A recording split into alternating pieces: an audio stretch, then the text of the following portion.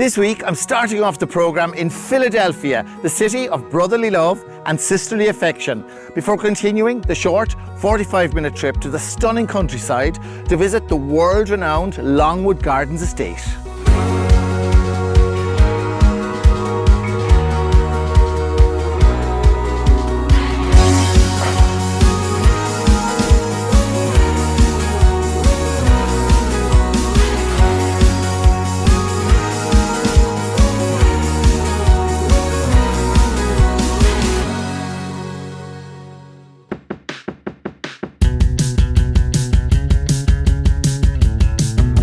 Philly, the largest city in the state of Pennsylvania, is famed for where the Declaration of Independence and the Constitution of the United States of America was signed.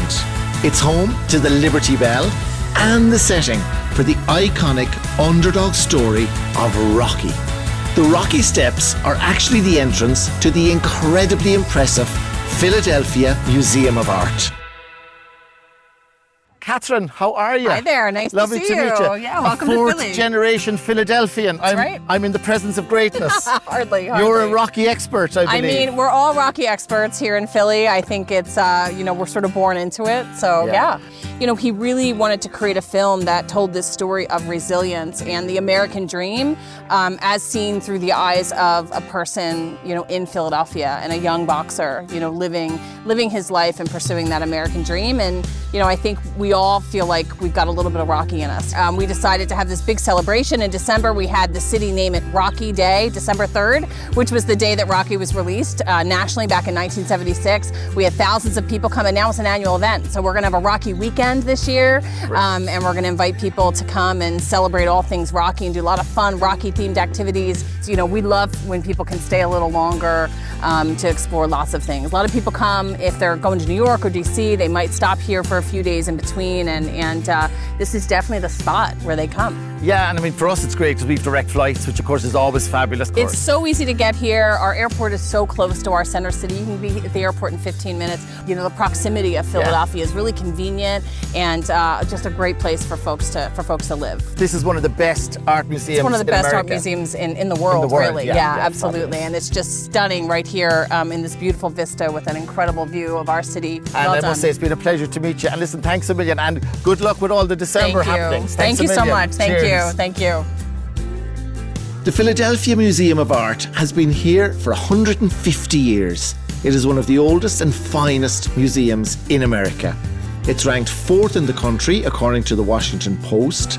It offers over 240,000 exhibit pieces spanning 4,000 years, and it offers commanding views of the city. From Van Gogh's sunflowers, Monet's water lily pool, to Toulouse-Lautrec's portrayal of the Moulin Rouge, the iconic artworks are all housed here.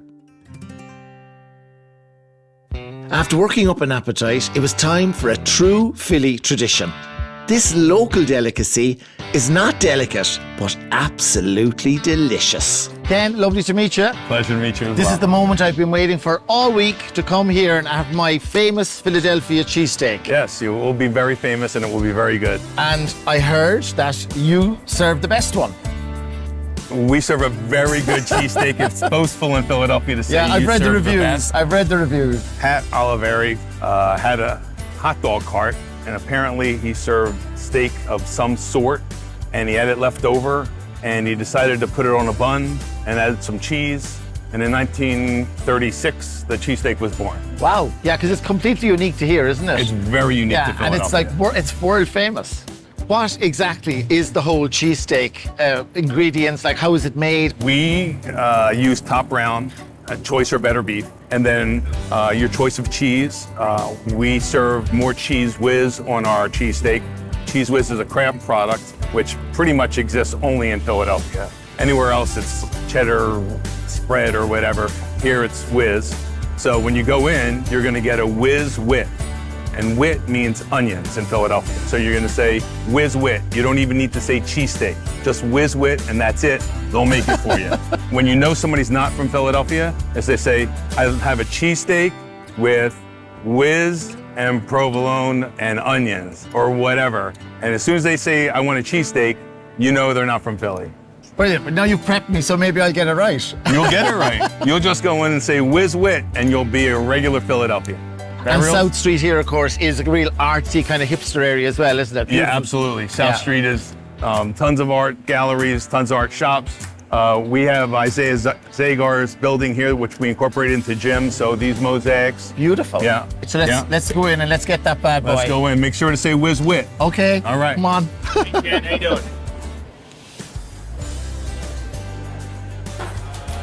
So finally, the moment I've been waiting for all week here in Philadelphia, the famous Philadelphia cheesesteak. And we're here at Jim Steaks, which has been here serving these since 1939.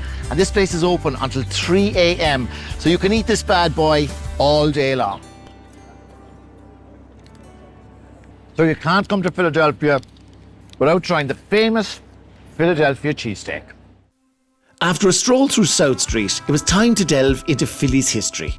Tim. Ed, pleasure. Counting footsteps. I'm so excited to show you around. It's a beautiful day for a tour. Absolutely. We are currently right in the middle of Philadelphia's historic square mile, but the most historic square mile in the country.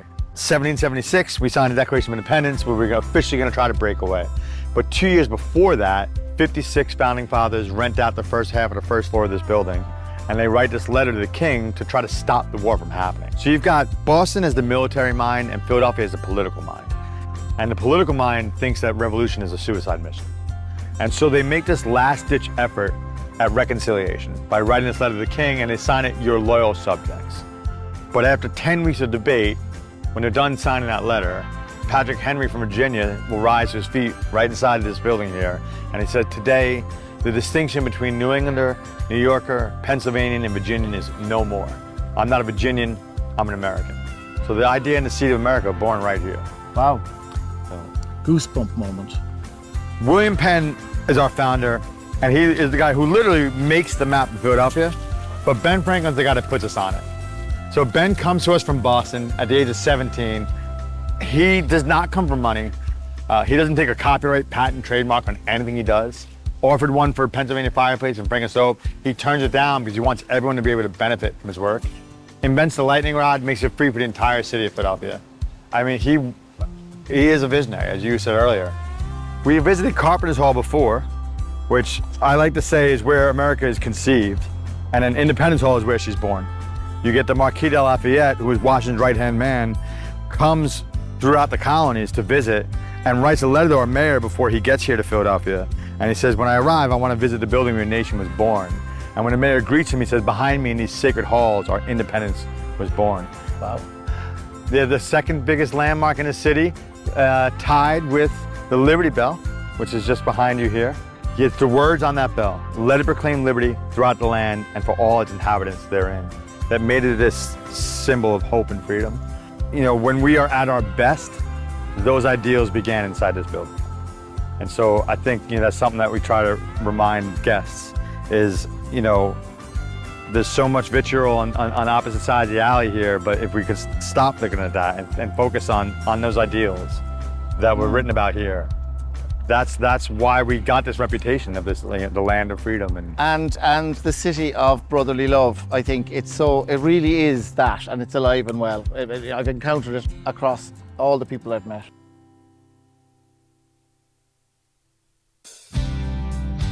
Local expert Patty treated us to a working market with the real flavour of all things Philly, Reading Terminal Market. You have a few things picked out for me today, because you see I'm wasting away. I haven't eaten for a few hours, Patty. We don't want you to faint, so we're going to take you to some of my favorite spots. We're going to try and hit some of the market favorites, but also just some things that the market is known for, because the market, because of its position, has this Pennsylvania Dutch influence. This is pork from the butchering process, everything but the oink.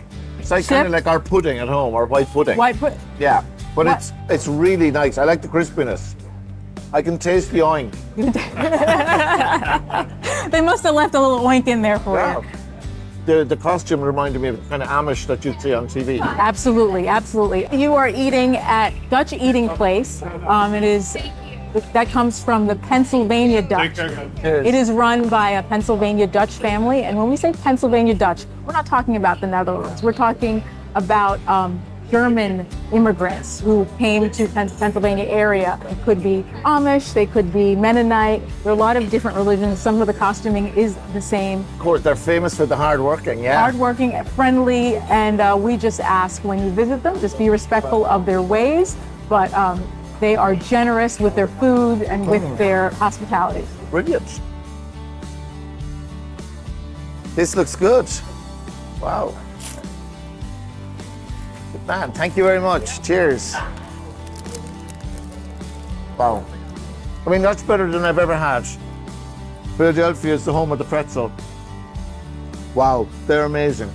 Actually, in Pennsylvania, we eat more pretzels per capita than any other state Yeah, in the because they're United so States. good. That's the Because they're- reason. Because they're delicious. These aren't the dry pretzels I'm used to. These are No. moist, juicy. It's the butter. It's definitely the butter. Philadelphia is a very walkable city, so Yeah. we're going to walk it off to our next Brilliant. stop. I'm really enjoying my patty tour today of Philadelphia. So, Ed, this is our very modest city hall. I feel like I'm in the Trocadero in Paris. Or, I mean, it was called the Frenchest city in America, wasn't That's it, right. Philadelphia? Absolutely. The Michelin Guide dubbed us that in 2023. One of the things I love about Philadelphia is that you can't tell America's story without Philadelphia. Some people say it's where America started, of course. Absolutely.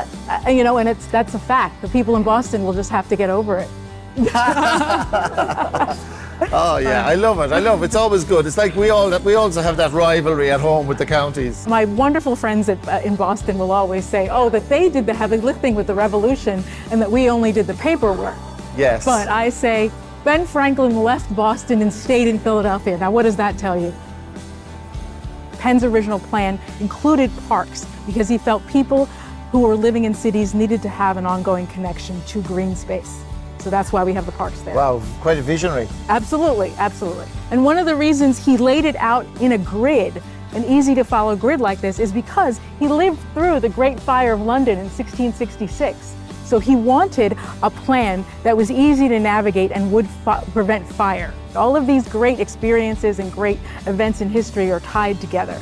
So we're just going to cross the street here and we'll be in Love Park, also known as John F. Kennedy Plaza, and it is the home of the famous Love sculpture by Robert Indiana. The Love statue is one of the most popular sites in Philadelphia to take photos. Wow.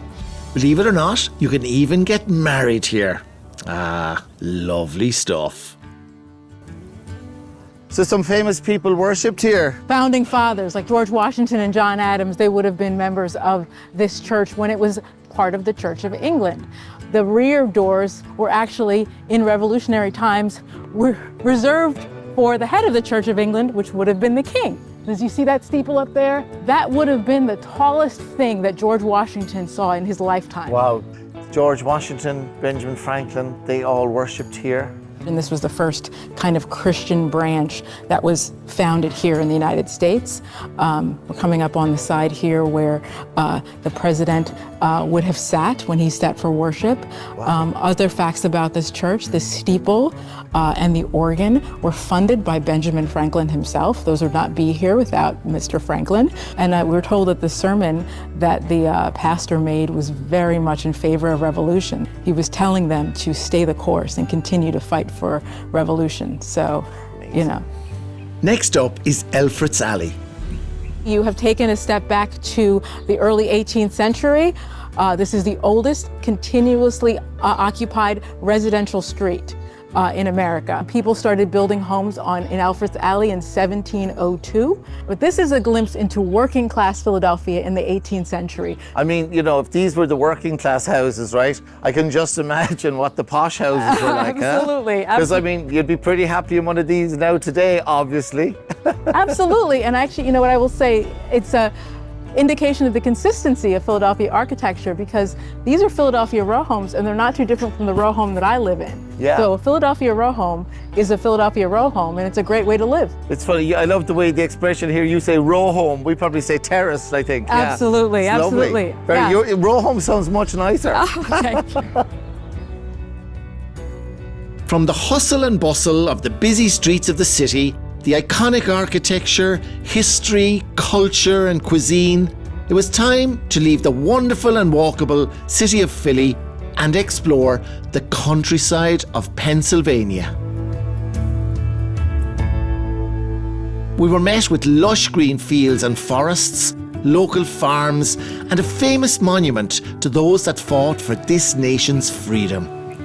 Naked and starving as they are, we cannot enough admire the incomparable patience and fidelity of the soldiery. Washington at Valley Forge, February the 16th, 1776.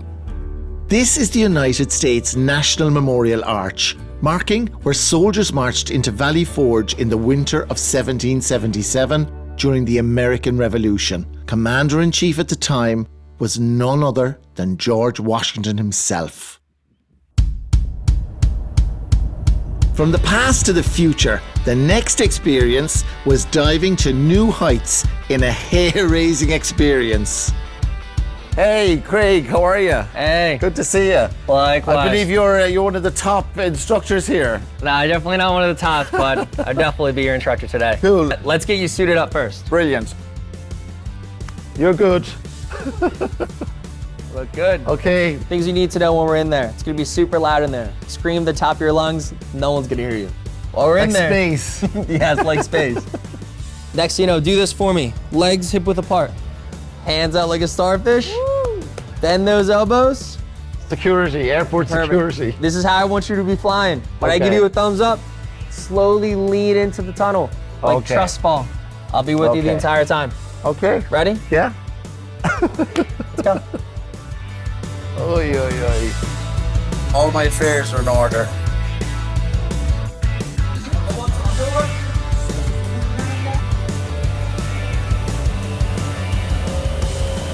This was truly exhilarating.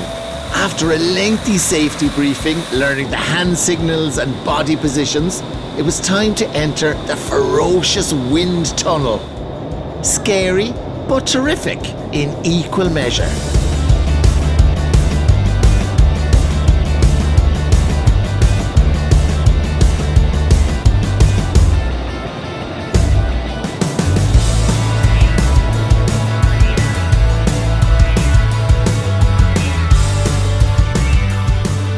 High flyer. Brilliant. That's amazing. I am Fantastic. very proud of this. Thank you so much. Absolutely. Thanks a million, Craig. My pleasure. Cheers. Wow.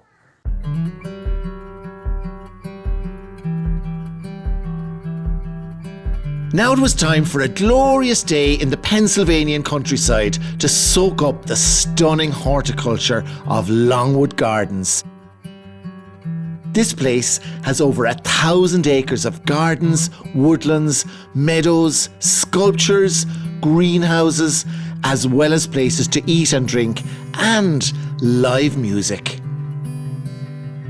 I drove from Philadelphia today, from the city. It was like I was having a great time on the Rocky Steps, and it was like 45 minutes, and I'm here, and you're just transformed into this amazing paradise, or spring paradise. Overwhelming. It's so beautiful. We have 1,100 acres here at Longwood, and we have so many different things for you to see, whether you're looking at our main fountain garden like we are now, or you're out on our flower garden drive, our Italian water garden, our meadow, our tree houses. People come here and they can spend an entire day at Longwood Gardens. We have several different dining options, and you can even check out our partnership with Victory Brewing Company. They're a local brewery, and they use some of our seasonal produce in their brews. So now I also like a nice little conservatory. So you're going to show me the East Conservatory now. Yes. And then I'm going to try some of the nice beer garden fare, and maybe a glass of that Victory. Let's hope so. Let's head on in. Thanks a million. All right. That's absolutely gorgeous. It's so tranquil here as well. It is very tranquil, very peaceful and And we restful. can hear in the background here, you have the carillon playing, of course, which is lovely. We do have the carillon. We love our music here and how it accents the beauty of our gardens. Look right gorgeous. over here. We have a really special bloom for you. Oh, wow. It's a once-in-a-lifetime bloom, if you will. Our century plant, also known as Agave Americana, has shot through the roof. Wow, so you're going to be making your own tequila now very soon. You know, we don't eat our plants here, but yes, in the wild, you would find Agave Yeah. Americana is often used for mezcal. And so we only thought that this plant bloomed once every 100 years. We now know it's more like every 10 to 25, especially when you're in our conservatory. All right, well, should we move on? Should we see our orchid house? Oh, yes, indeed, absolutely. Did you know that vanilla beans actually come from orchids? No. Really? They Wow. do, yes. These have the black stem. Look how beautiful. Wow, look at this. Here. It's like nature painted them. These are very rare. Look, the Dracula. Got some fangs there. Yeah, wow. I Cool, could stay right? there for days. So we like to say that every orchid is unique and an individual. There's so much variety and differentiation in between them. Are they azaleas, I think? I think they are azaleas. It looks bonsai like azaleas. Oh my goodness, they're beautiful. Just like the counter at Brown Thomas, the fragrance counter. It makes you joyful about the world when you come here. When I you think see, so. I mean, you know, when you see all these incredible plants and the variations and the types, you know, you'd wonder, where do they all come from? it, right? I think that's it. It inspires a natural sense of wonder in people and a connection with the earth. That's what I'm feeling now, wonder. But something that doesn't happen very often with me, I'm actually speechless.